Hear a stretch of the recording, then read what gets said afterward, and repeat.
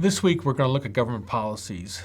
And so at the time this lecture is being taped, we're still debating a farm bill. But government policies around the world are really affected by a number of things. And since World War II, the 1940s, we've been slowly trying to reduce tariffs and make it easier for countries to trade, especially harmonizing things between countries and so forth. That's changed a little bit, but the gradual trend over time is to try to reduce the involvement of central governments in agricultural programs, and we'll talk a bit about that in this chapter. So we're going to have some estimates from the book. Again, these are slightly dated because of the nature of when the textbook was published, but I think it's useful to see what other countries are doing. And so these are what they call PSEs, or producer support estimates. These are basically things that what's the gross transfers from consumers and taxpayers to agricultural producers. So this might be thought of as tax dollars that are sent from, for example, in our case, the U.S. Treasury, that go into policy measure to support agriculture and more generally people living in rural areas. So if we look at countries, I mean, obviously here we've got it, I'm not going to read all these, but you can see on the left side the very small number of countries. So countries like New Zealand, for example, and South Africa did away with almost all of these in the mid-1980s. So oftentimes we say they did away with subsidies by cold turkey process and forced their farmers to live in an environment without government subsidies. And then the far right there, you'll see countries that do more subsidization of their farmers, and there's various reasons for that. So let's start from Brazil. So Brazil does very little. So these numbers are slightly older, but they're in general true. Here in 2025, Brazil's support is fairly low. So one of the reasons for that is because Brazil is at the equator. It's got lots of foreign capital flows that have flowed into Brazil. They've got it's very much a growing economy, and there's a tradition of just not subsidizing farmers, if you will, or not providing support for farmers. And so it's not surprising that Brazil has got a very low transfer of funds from the Brazilian government into farmers' hands. Brazil exports a lot, and so export prices are very needed. And then we have smaller farms. It's very much a dual type of system. I've taken student groups down to Brazil, and so we're always struck by the large farms that are very much looking at the relationship between the dollar and the real, which is the Brazilian currency, because they're exporting things and what they're importing. And so many Brazilians, for example, think in dollars, even though the real is their currency. So there are some support programs. Many countries have got low subsidized credit, for example, crop insurance type, some limited crop insurance in Brazil. Some limited biofuel support, but making things typically diesel fuel from sugarcane or ethanol from sugarcane. And then some compliance with environmental criteria, largely driven by what's going on from the people buying from them in these export markets. Brazil is a part of the Mercosur, which is a common market that's consisted of Bolivia, Argentina, Uruguay, Paraguay, and so forth. It's not the same as, for example, the USMCA, the relationship between Canada, U.S., and Mexico, because there's lots of carve-outs. But it is a common market area, even though it has yet to fulfill the promise that many people thought about when they created this in the early 2000s. Canada's got a little higher, so again, but there's significantly less. Again, the Canadian economy doesn't have the large dollar values to subsidize, and many of their farmers are located in Quebec anyhow, and so the dairy industry and more loosely the small grains like wheat in the prairie provinces of Manitoba, Saskatchewan, and Alberta are things where you see the government involved there. So typically, as I said, dairy, there is some egg issues in the supply management. The Canadian Wheat Board has got statutory authority, but we don't operate these wheat pools like we used to years ago.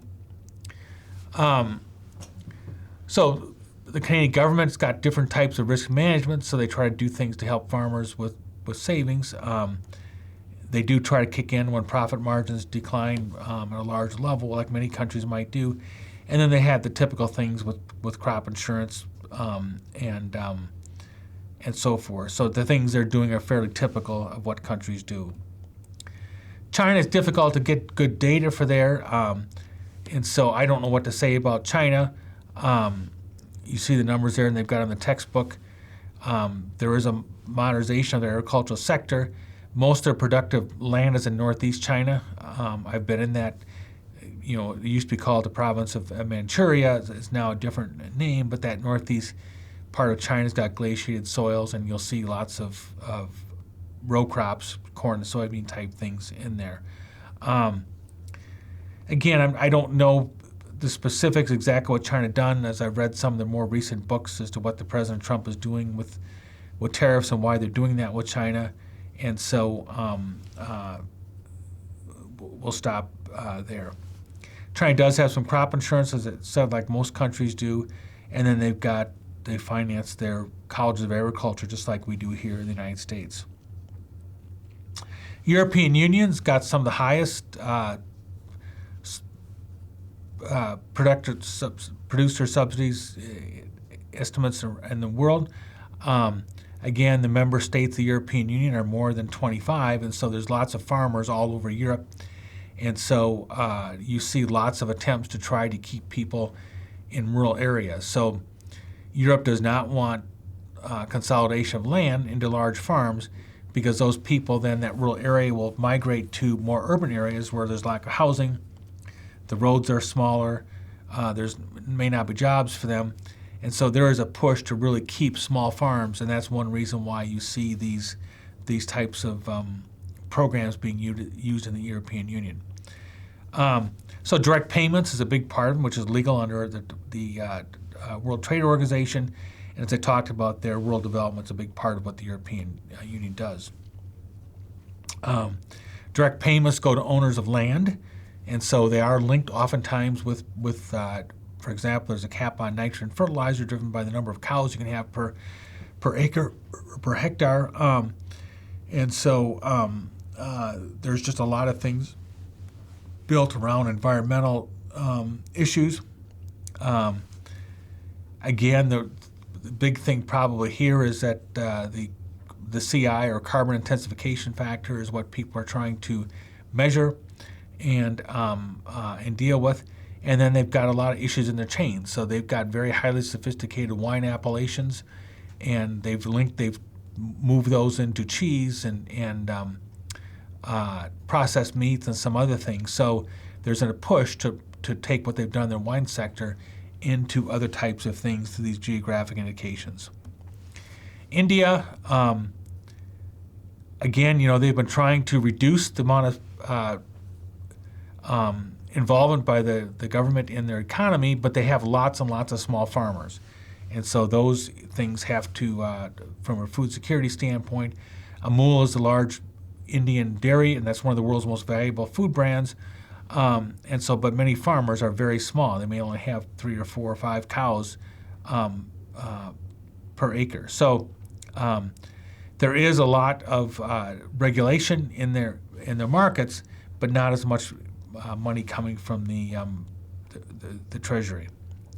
And here are just examples of the type things that India does. Just like other countries, they subsidize inputs like credit and fertilizer and energy. Again, India produces lots of different foods because they are involved. That's where much of the Green Revolution started. And so they're very much involved trying to feed themselves. And so they try to keep the food inside India and try to minimize the amount of exports, because they're really trying to encourage people to eat the food that's produced in India and use the products produced in India. Japan's got some of the world's highest, and so a lot of that is just because the fact that Japan farmers are very small. And things like rice and sugar are very big things, dairy products, and they very much want people living in rural areas, especially on the northern island of Hokkaido, And so they do a number of things to try to build in food as a big part of their culture. And so one of the problems is, even though they are heavily involved in the agricultural sector, trying to get people to live in rural areas is a problem, and especially when you've got low fertility rates. And so you do have a conversion of agricultural land into what might be called as greenscaping type of things. Mexico, again, they're part of their biggest trading partners in the United States, and so they've got lower than the European Union, but their supports often are linked with what they see in the United States. Sugarcane is a big issue, like a lot of countries. Sugar is very highly regulated, and some of the other things they do are very much the same as what other countries are doing in their economy. New Zealand, as I said, they went cold turkey, if you will, in the mid 1980s, and are very much focused on export markets. And so they're very much trying to produce things like lamb and dairy products and export them. They're a long way from consumption points around the world, so they've got to be very efficient and very land intensification processes.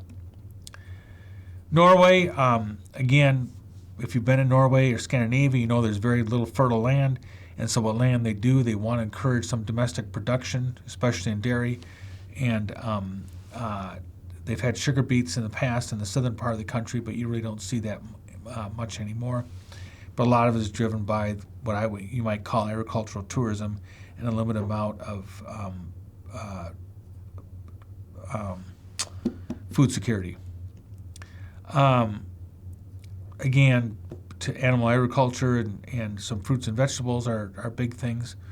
The Russian Federation, again, getting good data from Russia, just the same as China, it's difficult to know what to say, and especially since the onset of the Russian-Ukrainian war, Russia's done everything it possibly can to try to become efficient in their use of land and trying to produce food themselves, because they've been locked out of a lot of markets when they started the original Ukrainian war in 2013. So Europe, for example, developed a whole agricultural sector designed to export food to Russia, and then in 2013, a lot of those controls were shut off as part of the boycott over the Ukrainian-Russian war. And so here's some other examples on that, of the types of things they do. Again, I used to go to Russia every year for a long time and did a presentation on sugar beets. Then I would go to Ukraine and do the same presentation. I haven't done that in 10 years, so I don't have a good sense as to what Russia's doing. But a lot of it's just, again, designed to stimulate more modernization of their agricultural sector and to produce food for the Russian population. The United States, and so, we do lots of things. A lot of these are done we do things through the tax bills, so a big part of things like estate planning, taxes, interest rates are a big part of what farmers look at. And again, we've got the typical things that come into a farm bill, which will be our next topic. And so, but a lot of the programs we do look like what other types of countries are involved in.